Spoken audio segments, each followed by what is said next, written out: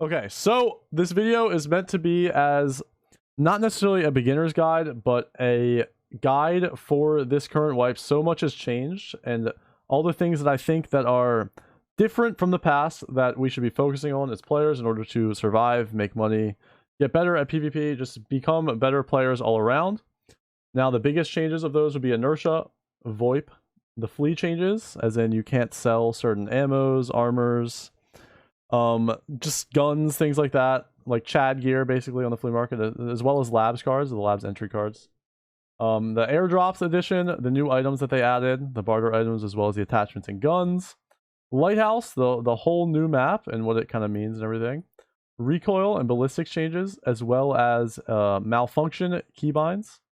Or there's a trick to kind of get away with malfunctions and making it easier instead of the whole inspecting changes. We'll get into that. And then the gamma changes that actually just happened like a few days ago. So the best way to progress in the past, or most efficient way to progress in the past, was to do your quests up until max raiders, and then farming raiders on labs or reserve, mainly labs, for XP. But now raiders and rogues and all scavs except for bosses give the same XP as normal scavs. So if you're sitting there farming raiders on labs, you're gonna get a ton of money. You will, but it's not gonna give you XP nearly like it. Like, you'll never get a 50,000 XP raid again. It's just not gonna happen. So questing is by far the best way to get XP. Farming rogues is decent for XP too, but like, I don't know, man. It just play the game and have fun. Like just legit quest until max traders, and then Kappa, like level 62, will happen over time. If you really want to farm it, you can farm raiders, you can farm rogues, or you can do your daily quests and weekly quests, because they do add up in XP a lot.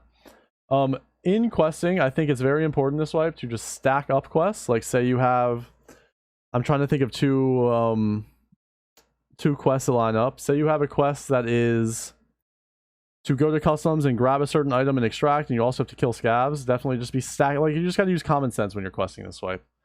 More than others, because it's a pretty unforgiving wipe, I think, right? Yeah, like Untar scavs and shoreline scavs, just things like that. You need to stack these up.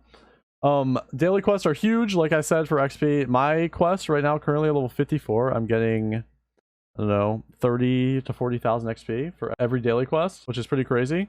Okay, another important part of this. Everybody always asks me the best place to find a certain hideout item, like a green battery, or the best place to find a military tube. All these hideout items that you don't need found in raid but are expensive, right?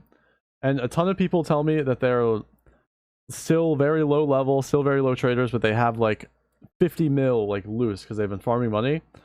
The way that I like to do things, and the way that I think is the most efficient, is to not care about money. For like, as long as you have enough money to operate and do your quests, just spend all of your money on your hideout, dude.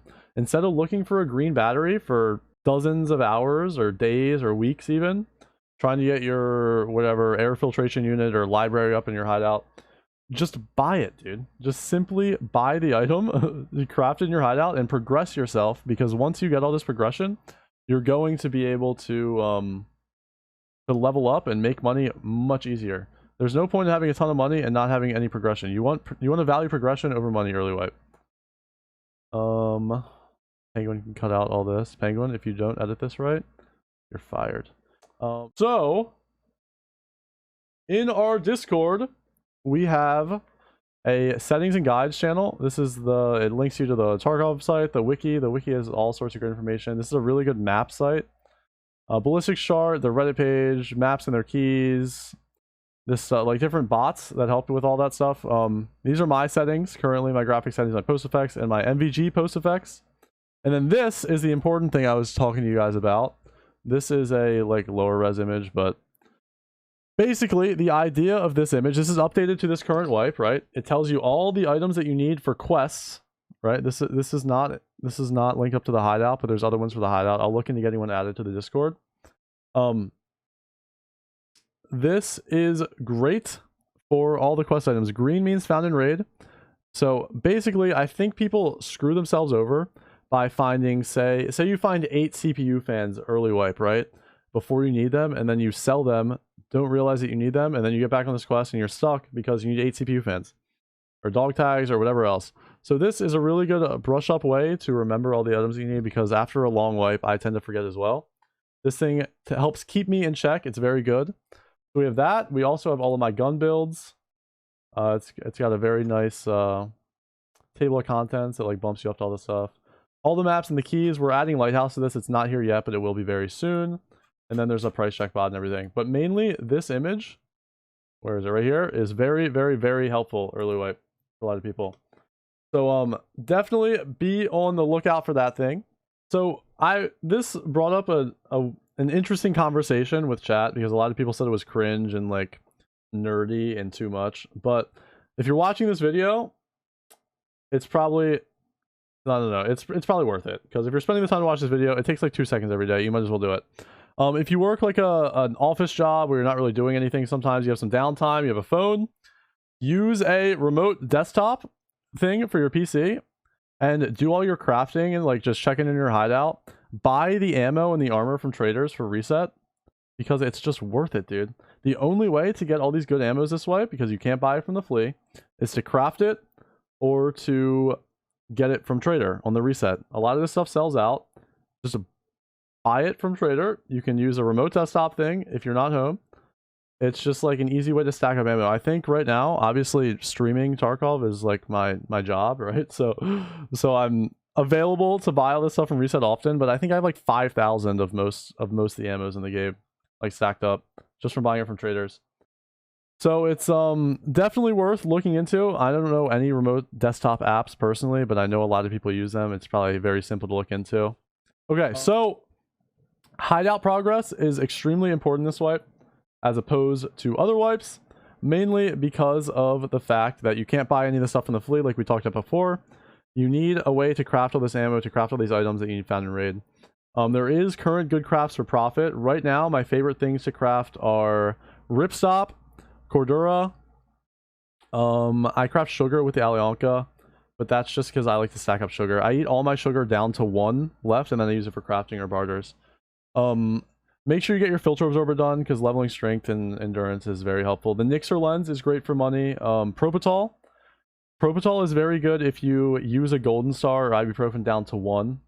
Shampoo's okay, but it doesn't actually really make you much money, I don't think, currently. Just be on the lookout for stuff in the hideout to make money. You might as well, dude. It's just free money, and it also levels up your library. My game is bricked right now. I might be able to show you. No, I don't think I can. But the library in the hideout is dependent on your skills for your hideout, wherever I can find those. 15 hideout management I have, and my crafting is, I think, less. Yeah, crafting is level 7. I think I get a 17% boost in XP every raid just for my hideout. So if you guys do want to get Kappa and you don't have as much time to play as I do, definitely look into getting that library as soon as possible, dude. 17% is massive, and once you get a higher crafting skill and everything, it's only gonna go up more, dude. So like I said earlier, make sure you're buying the hideout upgrade items and not wasting your time looking for them, right? Okay, so keys are extremely important, especially early wipe. I know it's probably a little bit past that this wipe, but this will help you guys for next wipe. RBST, RBSMP, marked room, just like the dorms marked room. Those are all very expensive and usually only go for barters early wipe. I'm sure I'm missing a few. You might see people in the chat saying more important ones I'm forgetting right now, but those are also extremely important to get onto just for the quest. And they even go for extremely, I'm not sure if my game's even going to load this right now, but they go for extremely high values on the flea. All you have to do is make sure your excluding barter offers is off, right? Oh, it's actually working. That's crazy. People are pretty much only trading these for other keys that they want. Hillside House key is a great key. They often want like Marin key. A video on Marin key at the time that this is posted should already be on my YouTube channel. I looted it 25 times. Pretty insane key. Make sure you guys check that out. I'm going to do this for all the Lighthouse keys. So be on the lookout for that. All these keys, basically what I'm saying is you need to be on the lookout for barters, because everybody comes in and they're like, are you not allowed to sell RBST on the flea anymore? Are you not allowed to sell Marquee on the flea anymore? Like, I don't see it ever. It's because you have remove barter offers on and it doesn't show it, right? So you do this. This is pretty much for every key. People, because the fee for posting them are so high that people pretty much only want barters for it. Now as far as new items go, I think the injector case is very valuable to always have it on you.